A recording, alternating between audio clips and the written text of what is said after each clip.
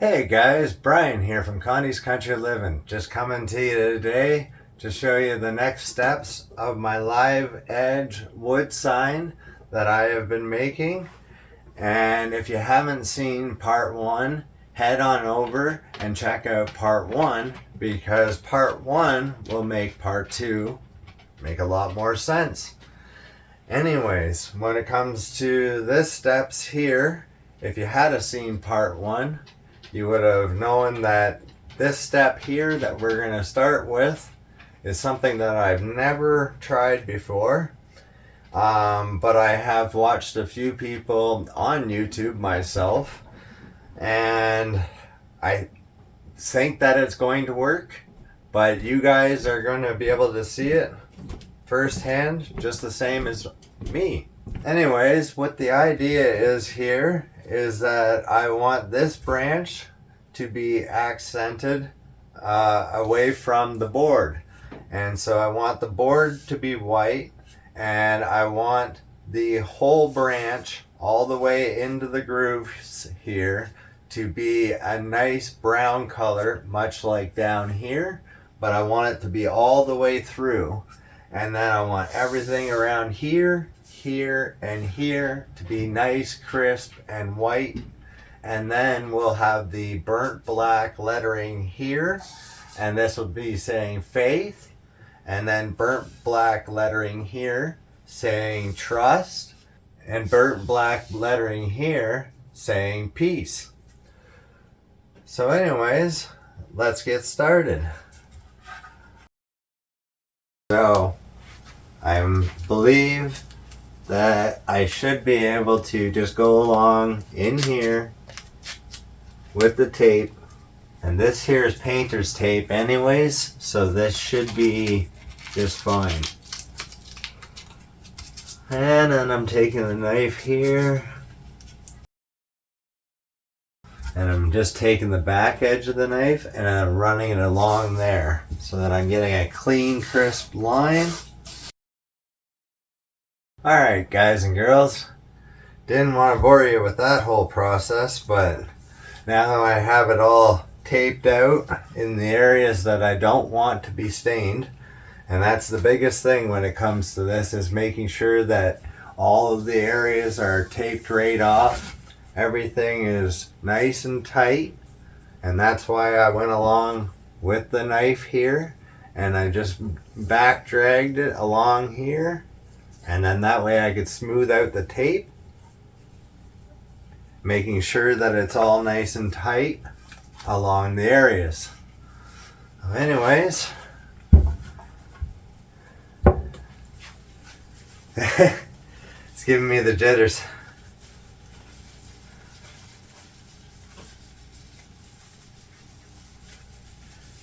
It's very scary doing something completely different when you have so much work put into something and you're just like, okay, all I want to do is stain this. I don't want to touch any of the outside edges. I don't want nothing. That's why I've been wearing the gloves and everything else, so I don't put too much of my oils on here.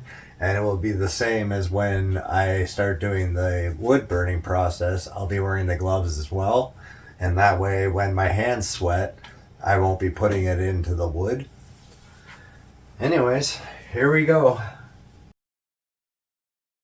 I feel like I've been holding this off way too long.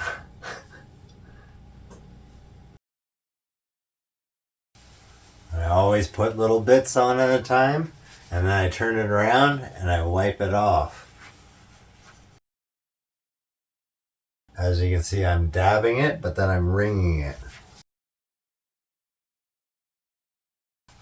And this is kind of why I cut when it came to doing all the taping process, because I wanted to make sure that everything was dialed in, it was done nicely, and that way when I'm doing this, there's no second guesses. It's just, I can just go in and wipe it in there and do my job and not have to worry about the excess, where it's hitting or any of that kind of stuff. Your end part over here is going to be where it's going to dry out because it's going to soak in the most. And so therefore I like to really soak it in and then really dab it. And then when it comes to places like the knots and different areas like that, I don't want to wring it out too much. So I just want to get the corner in there. And I want to get a fair amount, but not too much. But I do want to just be able to dab the stain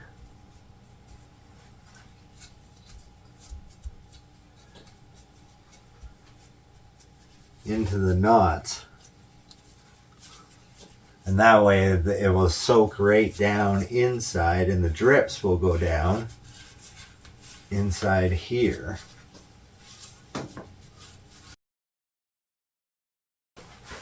And the second your paper towel starts breaking apart, get another one. Because you don't want any of these chunks to be on your piece when it's drying. You want to make sure that it's all clean.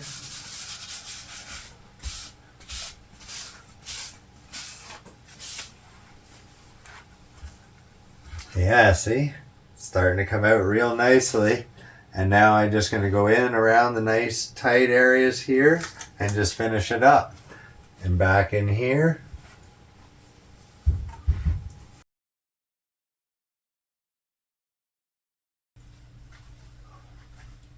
There you have it, guys. I am feeling very, very confident that when we remove the tape tonight, this should be one heck of a piece of wood.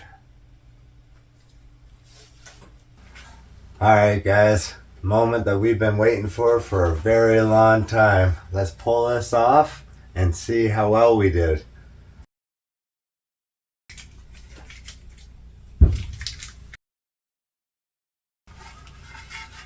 There you have it, guys. Doesn't that look beautiful?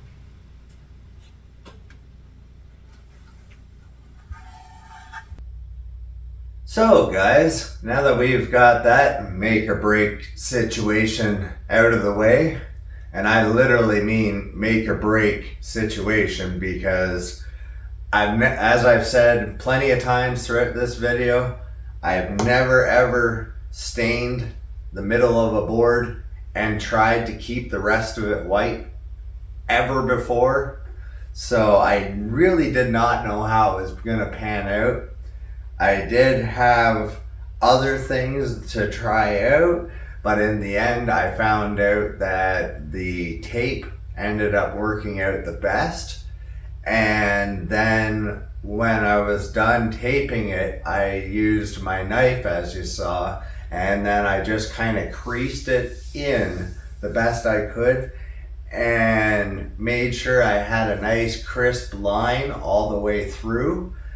And then made sure that as you saw, that I was just wringing it out all the time because I didn't want any kind of drips going down, because any drips could make a pool, and if it pools up, well, this here is a chunk of cedar and it would just soak up literally in a snap of your fingers, and then the whole entire piece is pretty well at the point where you basically have to stain the whole thing or scrap it or figure out a new plan, because there's no other way around it once you start staining it.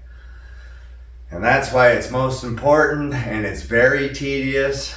And I did just cut that part because I was just like, there's no way I can sit there and try and film all of myself trying to tape it, trying to do all that. It was just impossible. But like I said, that's how I did it. I just went along.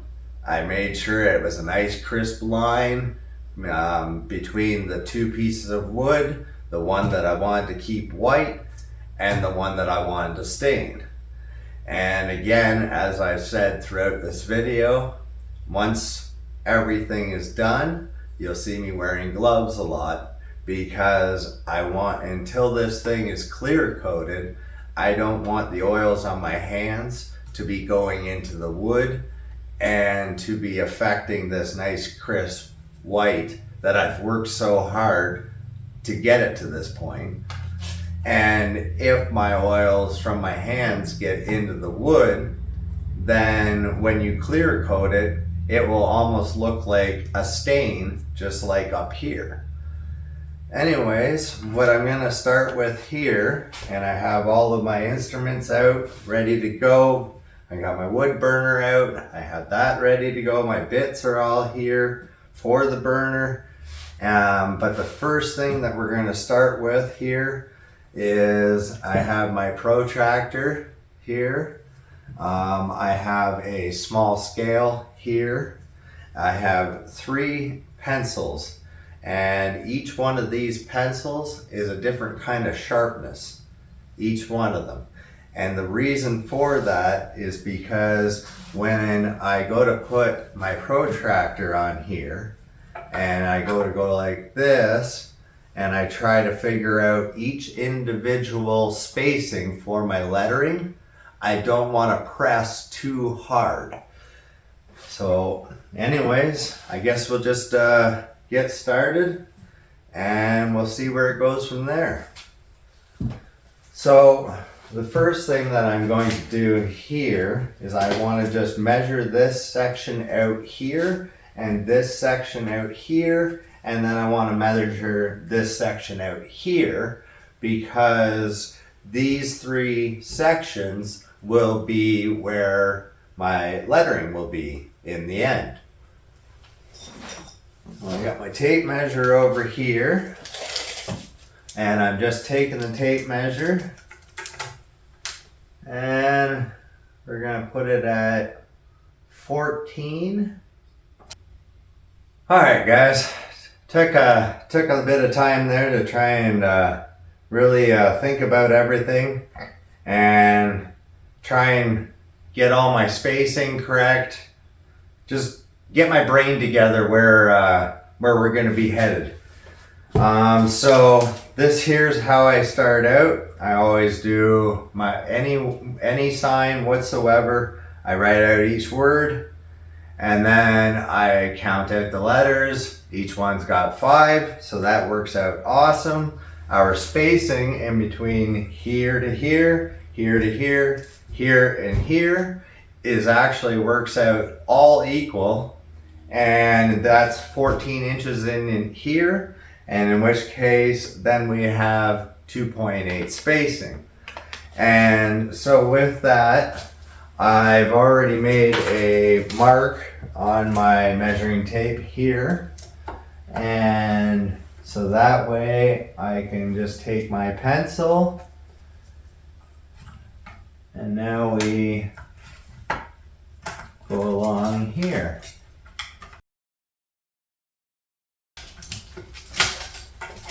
Now that I have the marks over on this side, I'm going to find 14 right here. And I'm just going to feel it out where it's going to look the nicest sitting here. And I'm also thinking about the word as well. So I'm going to go there, and I'm going to go there, and so now that we have our marks on here, I'm going to take this protractor here. I'm going to set it so that it's on 90.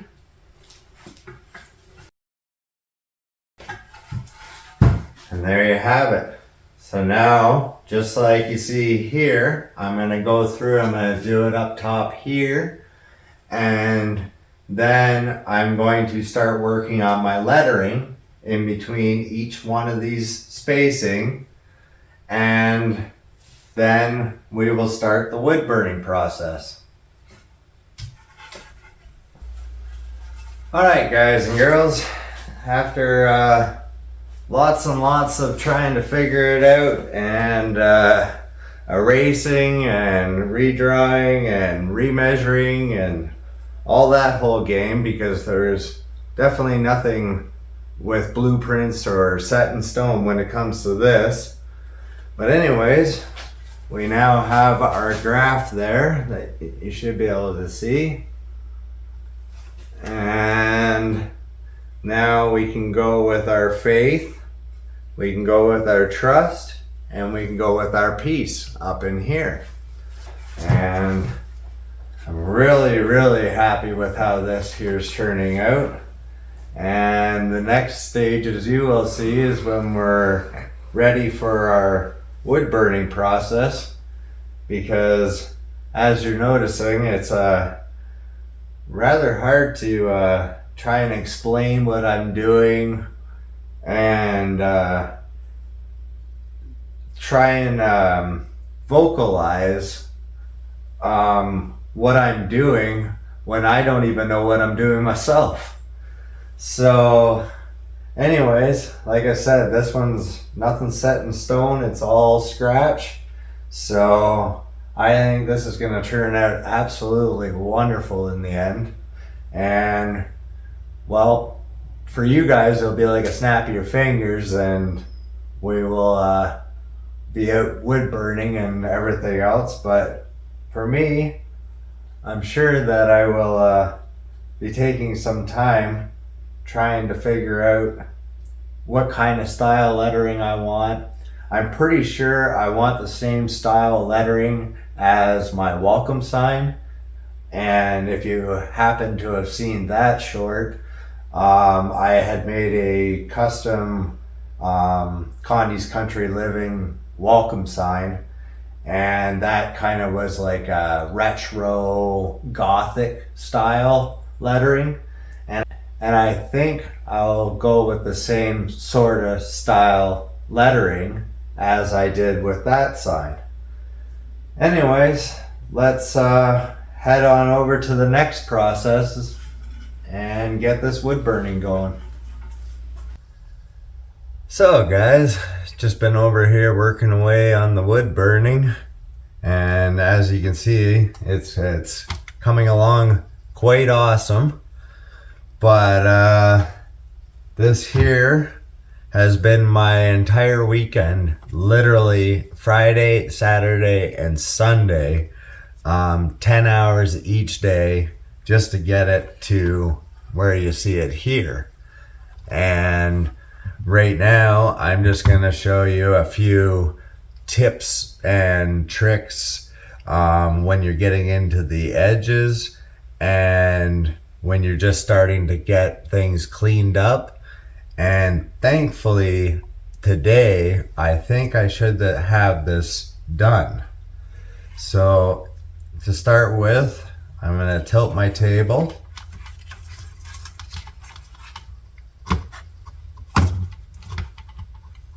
I'm gonna bring it right down like that. Lock it in. And then it's gonna sit down on that. This stand here, by the way, came from Amazon, and I don't know the exact name and everything, but probably one of you guys do. And my parents got it for me for Christmas. Absolute wonderful item. Very sturdy, very strong, and well worth your money. Anyways, so let's get to touching this up. So the first thing I always do is I got my stands down here, and I make sure it's nice and wet down here. And I usually just take my pill capsule here and fill that up with water, and then I just put a little bit in each until the sponge that you can see right there is soaked up, but not to the point where you shouldn't be able to actually pour water out. So I have this bit here in my iron, and I also have that more curved kind of bit and an angled bit. I don't have the sharp bits in right now because I just want to do the lines like this, and then afterwards, when it's all said and done, I like getting the main part shaded in like you see here, and then I do the pulling down and shading from the main lines like here in the eye, and then afterwards I come in with the very detailed bits and I come into the points, and then that way you end up with stuff like you see here in the trust. The trust is more done. I've been working on that more than anything lately. So everything's set up here, and I'm going to start with my angled bit here. So I'm going to put this one down in my holster,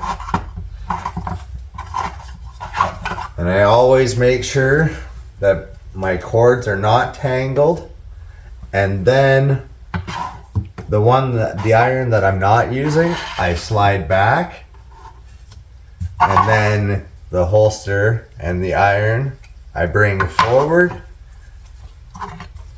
That way, as I'm going, you will notice that I'm dabbing and dabbing. So like once it gets started here, so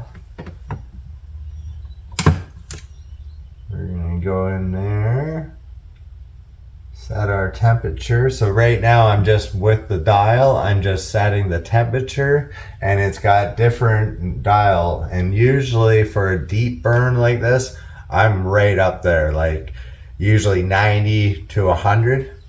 But anyways, this is gonna start heating up here.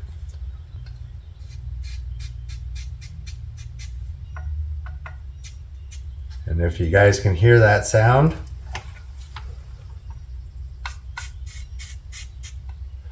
that's the iron heating up, and that's also cleaning everything off. Now I have my marker here, and this marker was brand new. I just cut it in the miter saw before starting this piece. So after you're doing your dabs, you just want to rub it, and I'm going across the grain on this piece of wood, and then that way it will scrape off all your excess from your previous burning.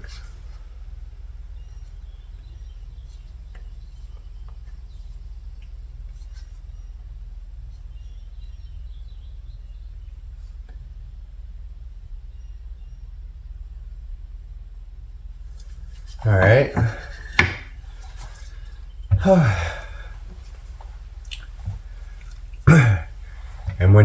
And you would have heard me mention earlier in the video during the staining process, and probably a few other times, that the second that this is a finished piece of wood, I automatically wear gloves, because the oils in your fingers will go into the wood, and you might not notice them right away, but you will notice it when you go to put the clear coat on. So it's very, very, very important that from the time that your product is finished to the time that you put your clear coat on and it's dry, you don't touch the wood with your bare hands. So I'm just going in like this, and I've got my hands like this. I kind of make a W, and then that way I got my hands on the piece like this. And like I said, this stand from Amazon, incredible, nice and solid. Oh. And you see what I did there? While I have my W, I cradle the piece like this, and then I angle it. So the angle is where the wood burn is going to be. You don't want to angle it this way because then you'll end up with a burn pattern and it will be in the area that you don't want to burn. So always make sure that the heat and everything is where you want it to be burning. And now that I have that line in there, I go back and I take my pen and I press in and drag down. Press in, drag down.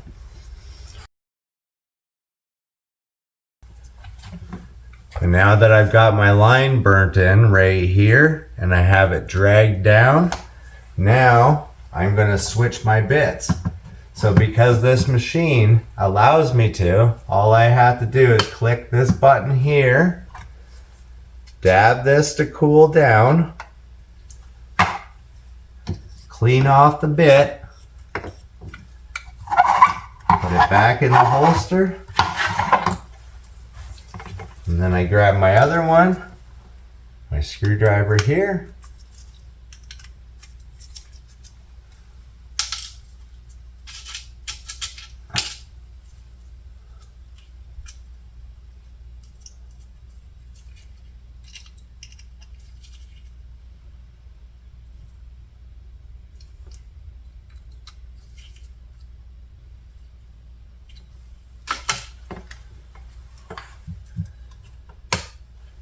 and then that's it. That's all I have to do, just to switch my bits. And then I do the same process. Now that one over there, it's still got the shaded bit in there, but I switched over to this here pointed bit. And so now, same process.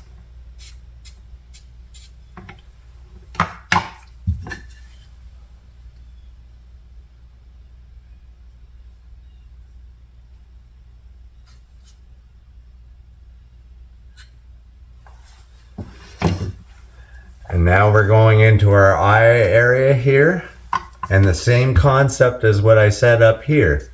You're always making sure that the burn area is where you want it to be burnt. And for this process, I'm going right into the point. So I'm going to go and I'm going to take this, and because it's very pointed, and I want it to be a nice fluent line like you see down here in the tips, then with that, I'm just going to go in here and I'm going to touch this.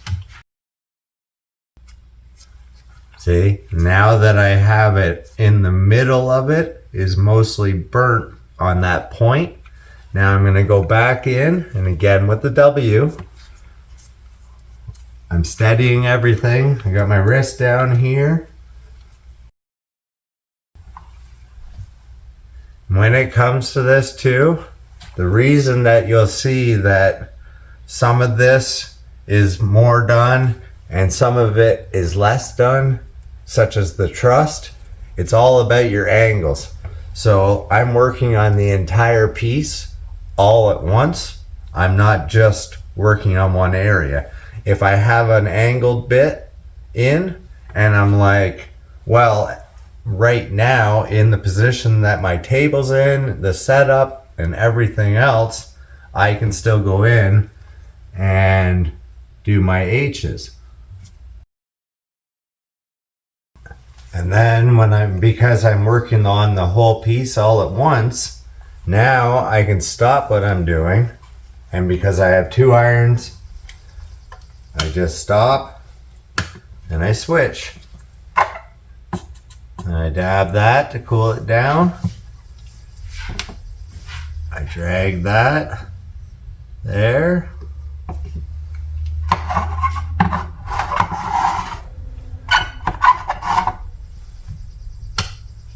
And just like that, now we're on to back to our angled bit. So then each time I'm doing this, as you can see, if I'm going into the lines here, then I'm going to take the bit on the edge and I'm just going to get used to drawing a line. If I want to do the shading, then I go on the flat and I get used to coming into the line.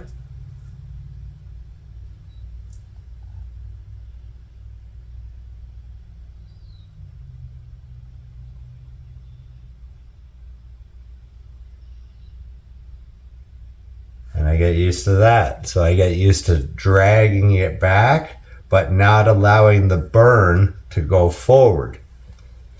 And if I want to get right into the detailed ones, like by using the other iron, which I don't really want to switch that over right now, but I can still show you with this. When you get right into the pointed little bits, like these bits right here, if you get into those bits and you're doing these points like this, then you're taking it and you're going in the center, and then you're going on the angle, and then the angle this way, and then you're going to continue to drag it back towards me or back towards your wood burning area and how you feel comfortable. So yeah, that's just a little bit of what I got going on here right now, and I'll check back with you in a bit. Well, there you have it, guys. Another project bites the dust. And I hope this video helped you guys out a lot through the way.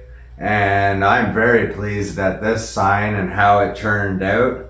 I really can't believe how this stick turned out in the center here, because as I've said throughout this video, that's not anything I've ever done before. And you have to be so diligent with it and make sure that there is no excess whatsoever, because it's a chunk of wood, and to try and get the center stained and not the rest of it, that's just a trick by itself, let me tell you. And then in the end of it, then we have the faith, trust, and peace. So then the finish line isn't even done yet. We now have to figure out the spacing, as you saw in this video, and then we have to start wood burning. And this wood burning here literally was my entire weekend, as I have said, and I have about 40 hours in this wood burning here. And as I've said, like it turned out absolutely amazing. Definitely one of a kind piece. But man, there certainly was a lot to this one. And when it comes to this sign here, I've always wanted to make this sign. Like, I've been thinking about this many times through the years, wanting to make this, because faith, trust, and peace is a saying, or 3 words, either way you want to say it, that has got me through a lot in life. Faith in everything that's going to work out, trust in everything that you're doing is right and you're headed down the right path, and peace, finding that kind of peace within your soul that grounds you and brings you back to a regular person again. But that's kind of what this means to me overall. And anyways, I hope you enjoyed this video. Thanks for watching, and we'll talk to you again, guys.